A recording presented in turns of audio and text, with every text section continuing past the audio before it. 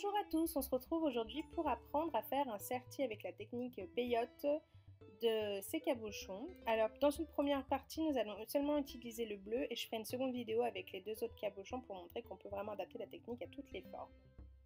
Vous aurez besoin pour cela de deux sortes de perles, des taux, des 11-0 et des 15-0. Ça marche aussi avec les délicats, les rocailles Miyuki. Il faut juste avoir deux tailles, c'est très important. Vous aurez besoin de fil de tissage, d'une aiguille et d'un ciseau, fil de tissage, le Miyuki, le Célon, ce que vous voulez, mais pas du fil de couture, ça risque de casser. Moi j'utilise de la feutrine comme base, mais il y a aussi le Lazy Stuff, moi j'en ai pas donc je peux pas vous le montrer, et il y a aussi la Bedding Foundation, c'est un peu plus rigide, c'est selon les goûts de certains, mais moi je trouve que la feutrine ça coûte moins cher et ça fait la même chose. Vous avez aussi besoin de colle, moi j'utilise l'azulite, évitez la super glue. Pour l'arrière, la finition, on utilisera par exemple du cuir. Il faut juste qu'il soit vraiment très fin. Et aussi, moi j'utilise plus souvent du simili-cuir et il y en a plein de sortes, plein de couleurs. Prête pour commencer. Alors, je vais prendre ma feutrine et je vais venir couper un morceau en fonction de la taille de mon cabochon. Donc là, moi il est tout petit, donc je prends un petit bout. Après, vous, si c'est un plus gros cabochon, vous prenez un plus gros bout.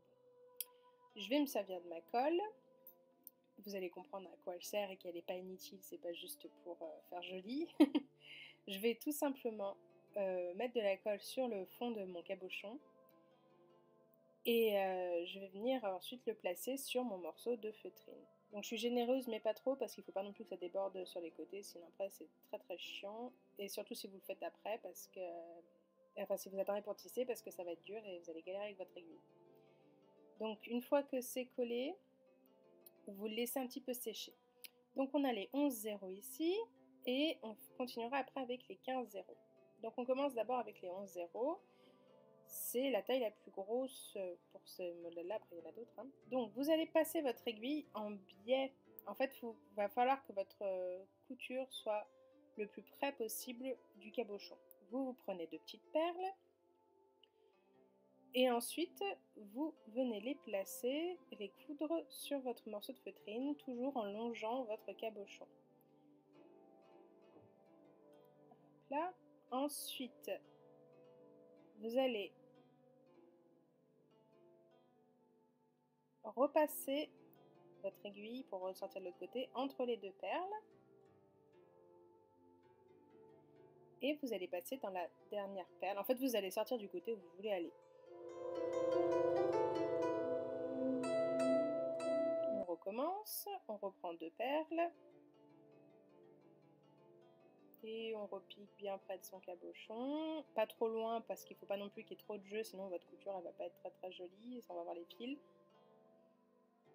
On repasse de l'autre côté, entre les deux perles et on ressort dans la dernière. Alors moi au tout début j'avais appris avec 4 perles. On mettait 4 perles, on repasse au milieu des deux, après on repasse à les deux dernières. Moi je trouve que il y a beaucoup trop de jeu finalement. Là la couture elle est bien proche, ça reste bien propre. Donc ensuite vous continuez votre couture en faisant tout le tour. C'est un peu fastidieux mais ça se fait. Hein. Je vous disais de coudre bien près de votre cabochon parce que tout simplement à la fin on va finir par couper l'excédent de feutrine et pour pas trop s'embêter à surveiller qu'on ne soit pas en train de couper son fil de couture, il vaut mieux être prêt. Donc quand on arrive sur la fin, c'est là c'est le plus important, il faut bien que le dernier espace corresponde bien à un nombre pair de perles. C'est dur à dire. Parce que si vous finissez avec une perle, en fait, ça va tout vous fausser votre truc et la technique, elle va être plus compliquée et ça va pas moins bien marcher. Donc, je mets mes deux dernières perles, je repasse comme j'ai fait jusqu'à présent entre les deux fils. Je prends ma dernière petite perle. Je galère parce qu'en fait, vous allez comprendre ce que je vais faire après. D'habitude, je fais d'un coup. Là, j'ai eu du mal à choper la dernière perle. Donc, je repasse dans ma dernière perle et je vais passer dans la perle successive. Ça se dit? Ouais, on va dire que ça se dit. La perle suivante. Je suis prête pour mon deuxième tour. Donc je prends une perle. Et cette fois, ça va être une perle par une perle. Je vais pas passer dans la... Enfin, je vais passer dans la perle qui suit, en fait. Comment vous expliquer? Ça va être une perle sur deux. Donc là, je suis sortie d'une perle, j'en prends une et je passe dans la deuxième perle qui suit. En fait, j'en saute une. Elle me sert elle me sert à passer mon fil et en fait, du coup, les deux perles vont se superposer. Ensuite, vous allez en passer une autre et vous allez voir qu'il va se créer en fait un jeu d'espace. Ça va être une perle sur deux. Et c'est comme ça qu'en fait, on va construire son tissage. C'est en créant des espaces. Après, au tour d'après, on repassera des perles. Alors, comme ça, c'est un peu compliqué à dire, mais en fait, quand vous allez voir, vous allez d'instinct comprendre ce qu'il y a à faire, quoi.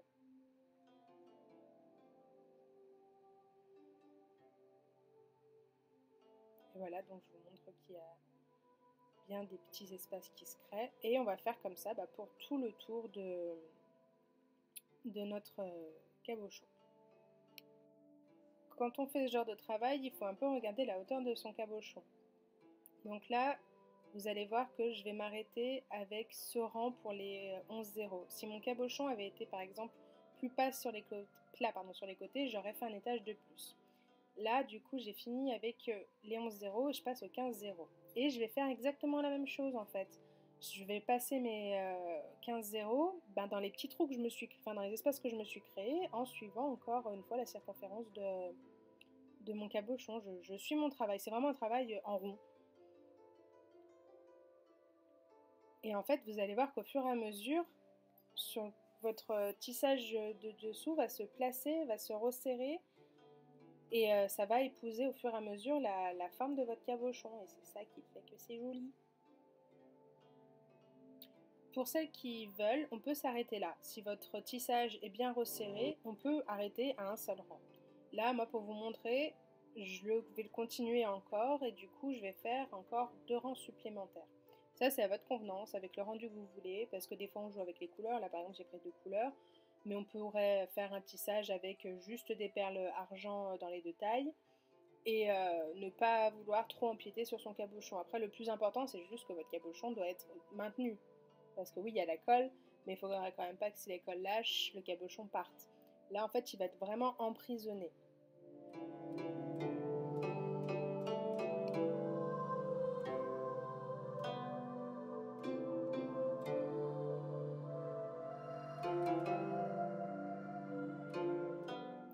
Et c'est parti pour le dernier tour.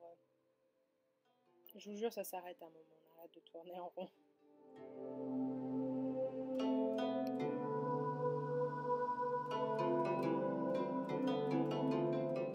Donc voilà, j'ai fini de mettre toutes mes perles. Ce que je fais, c'est que je vais repasser mon fil dans les derniers tours que j'ai fait. Si j'ai assez de fil et que j'estime qu'il y a besoin, je le passe vraiment sur tout le tour. Ça resserre bien le travail, ça fait propre.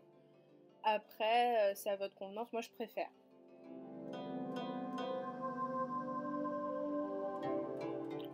Quand vous voulez arrêter votre travail, que vous estimez que vous êtes assez repassé dans les perles, en fait, il vous suffit de prendre les escaliers. Vous suivez la ligne de perles que vous vous êtes dessinée depuis là où vous êtes jusqu'en bas, en fait, jusqu'au niveau de la feutrine. Vous repassez dans vos petites perles. Donc prévoyez votre fil, hein, ne faites pas ça quand il vous reste 3 cm parce que vous allez avoir des problèmes.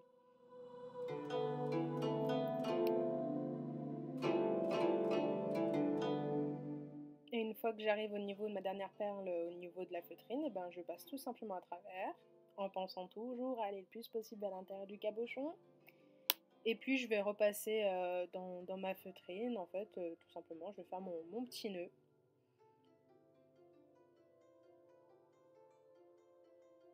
Puis ma petite astuce, moi, c'est du coup, comme la feutrine, c'est assez fibreux, je vais aller cacher mon aiguille, passer mon aiguille à travers le fond, puis au moins mon fil il sera le plus loin possible du nœud et de mon travail. Il ne peut pas avoir de problème, ça ne peut pas lâcher.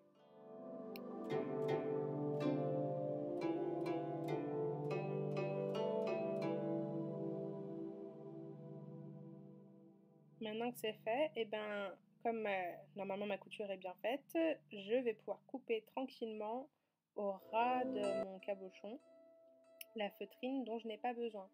Dans la vidéo d'après, je vous montrerai qu'on peut faire autre chose une fois qu'on en est à ce stade-là. Là, Je vous montre juste vraiment le principe de base du serti. Donc là, on coupe sa feutrine. On va faire une petite coupe propre à son cabochon. Alors j'avoue, j'ai pas été maligne. Par habitude, j'ai utilisé le fond de feutrine qui convenait à mes perles. Pour vous, c'est peut-être pas facile de faire la différence entre la partie perle et la partie feutrine. Mais bon, voilà. Donc, on a fini la coupe à peu près. Et là, ce que je vais vous montrer, ça marche parce que le cabochon est plat. Le fond est plat. Donc, je vais vous montrer maintenant comment on va faire la finition à l'arrière. Donc, je vais me prendre mon petit bout de simili-cuir. Et là, celle-là, technique, ça va être avec du fil de nylon. Donc, je viens prendre mon cabochon. Je trace, là, c'est un crayon blanc de dessin parce que c'est noir. Je trace le tour de mon cabochon. Et je vais venir découper ma pièce. Pourquoi je dis que c'est pour un fond plat? Parce que ce que je vais vous montrer, si c'est un fond tout cabossé, ça va être complètement faussé ce que je suis en train de faire là. Comme c'est plat, je ne devrais pas avoir trop de mauvaises surprises. Donc je coupe ma petite pièce. Et donc là, on va faire une bête couture avec le fil de nylon transparent. Donc je viens piquer l'arrière de mon cabochon pour remettre le fil en jeu. J'ai fait un nœud, hein, bien évidemment, à mon fil. Ensuite, je vais repasser dans ma feutrine et choper en même temps mon bout de simili-cuir.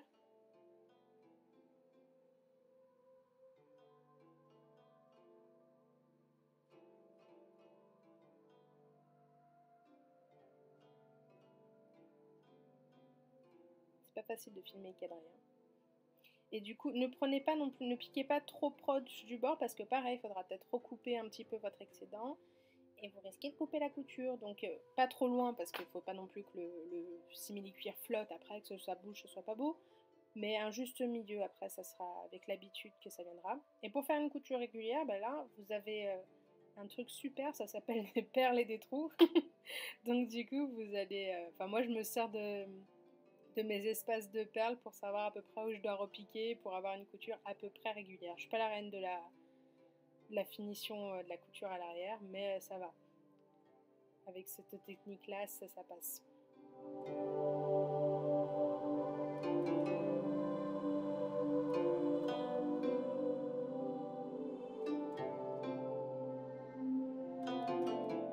Et donc là, vous êtes parti encore une fois pour faire tout le tour. Après, je vous promets, c'est fini. Enfin, pour la technique. Après, pour votre créativité, c'est que le début.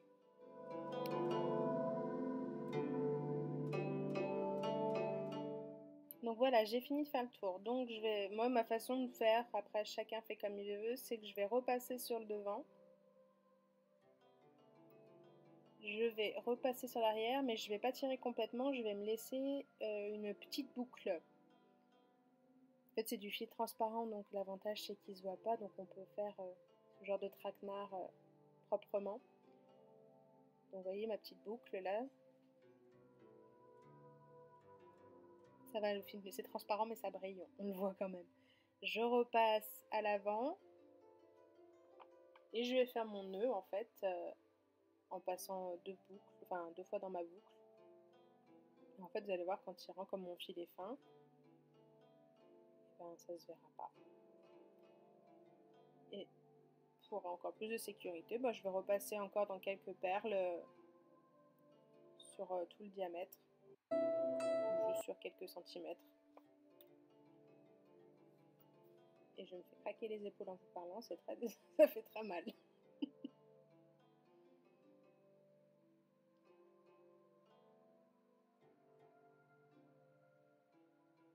Donc voilà, on n'a plus qu'à couper le fil. Et votre élément est fini. Rappelez-vous que ce travail, donc voilà, je coupe un peu ce qui reste, mais ce travail de fermeture, c'est une fois que vous savez ce que vous voulez faire. Là, c'était juste pour la pièce, mais si j'avais voulu ajouter autre chose, faire un travail d'assemblage, c'est au dernier moment en fait qu'on fait la finition, parce que là après, sinon, si vous rajoutez des fils, des trucs comme ça va être un peu compliqué, ça va pas être très joli. Mais c'est pour ça que dans la vidéo d'après, je vous montrerai comment anticiper certaines choses. Mais donc voilà, pour la suite, c'est au prochain épisode. À bientôt!